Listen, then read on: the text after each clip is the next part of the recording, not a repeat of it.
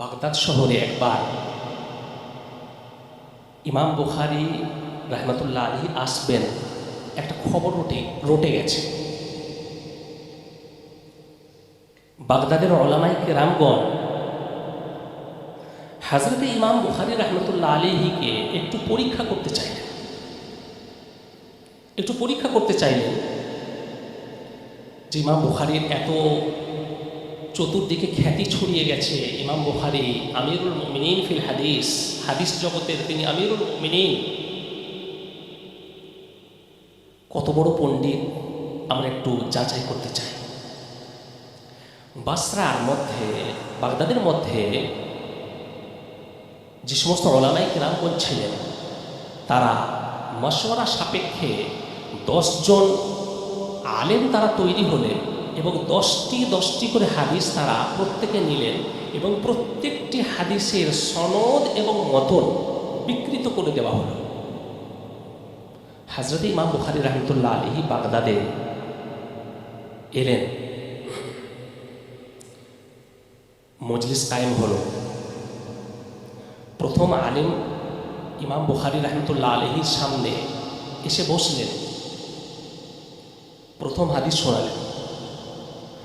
হযরত ইমাম বুখারী রাহমাতুল্লাহ আলাইহি প্রথম হাদিস শোনার পরে বললেন, লা আরিফুহু, হাদিসটা আমার জানা নেই।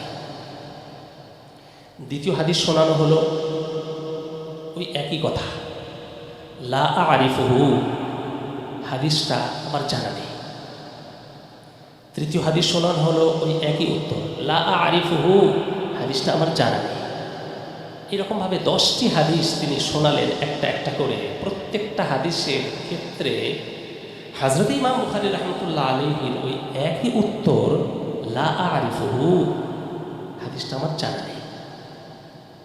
প্রথম জনের শেষ হয়ে গেল, আবার দ্বিতীয় জন এলেন ইমাম বুখারীর সামনে, তিনিও একটা হাদিস শোনালেন। ইমাম বুখারীর ওই একই উত্তর, লা আরিফুহু, হাদিসটা আমি জানি না। দ্বিতীয় হাদিস শোনালেন, লা আরিফুহু, হাদিসটা আমার জানা নেই। এইরকমভাবে তিনিও 10টা হাদিস শোনালেন, প্রত্যেকটা হাদিসের ওই একই উত্তর, লা আরিফুহু, হাদিসটা আমার জানা। তৃতীয় জন এলেন, তিনিও 10টা শোনালেন।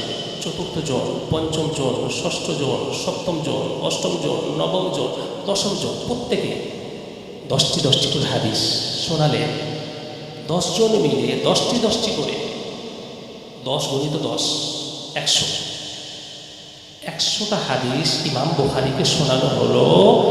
100 বার তিনি বললেন প্রত্যেকটা হাদিসের পরে, লা আরিফুহু, হাদিসটা আমার জানা নেই। উপস্থিত জনগণ ভাবতে লাগলো যে তাই ইমাম বুখারীর সম্পর্কে এত চতুর্দিকে খ্যাতি ছড়িয়ে গেছে। ইমাম বুখারী অনেক বড় মুহাদ্দিস, অনেক বড় পণ্ডিত মানুষ, অনেক বড় স্মৃতিশক্তির অধিকারী, কই একটাও তো হাদিস জানা নেই ওরা। হযরত ইমাম বুখারী রাহমাতুল্লাহ আলাইহি যখন 100টা হাদিস শোনানো হয়ে গেল, প্রথম আলিমকে ডাকলেন।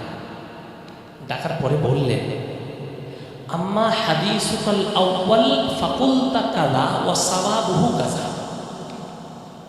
আপনি যে প্রথম হাদিসটা শুনিয়েছিলেন এইরকমভাবে শুনিয়েছিলেন, এটা ভুল। সঠিক হাদিস হচ্ছে এইরকম বলে তিনি সঠিক হাদিসটা শুনিয়ে দিলেন।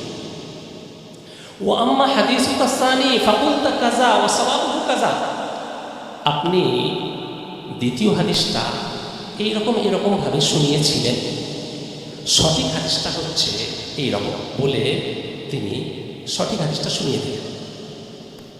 ও আম্মা হাদিসুকা সালিস ফাকুলতা কাযা ওয়া সাওয়াবুহু কাযা, আপনি তৃতীয় হাদিসটা এইরকমভাবে শুনিয়েছিলেন, ওটা ভুল ছিল, সঠিক হাদিসটা হচ্ছে এইরকম বলে তিনি সঠিক হাদিসটা শুনিয়ে দিলেন। এইরকমভাবে 100টা হাদিস তিনি, প্রত্যেকটা হাদিস ভুল কীরকমভাবে বলা হয়েছিল সেটা বললেন, তারপরে সঠিক হাদিসটা শুনিয়ে দিলেন।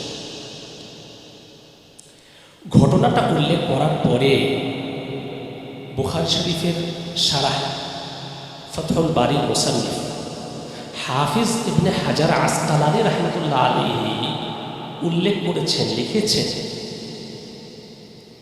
যে 100টা হাদিস যে ইমাম বুখারী রাহমাতুল্লাহ আলাইহি সঠিকভাবে শুনিয়ে দিয়েছিলেন, এটা ইমাম বুখারী রাহমাতুল্লাহ আলাইহির জন্য এটা কোনো আশ্চর্যজনক বিষয় ছিল না। তিনি তো হাদিসের হাফেজ ছিলেনই। আশ্চর্যের বিষয় এটাই ছিল যে 100টা হাদিস একবার করে শোনার পরে কে কোনখানে কি ভুল করেছিল সেটা যে তিনি স্মৃতিপটে ধরে রেখেছিলেন, এটাই ছিল আশ্চর্যের বিষয়। এটাই আশ্চর্য। এত প্রখর স্মৃতিশক্তির অধিকারী আল্লাহ তাবারক ওয়া তাআলা হযরত ইমাম বুখারী রাহমাতুল্লাহ আলাইহি করেছিলেন।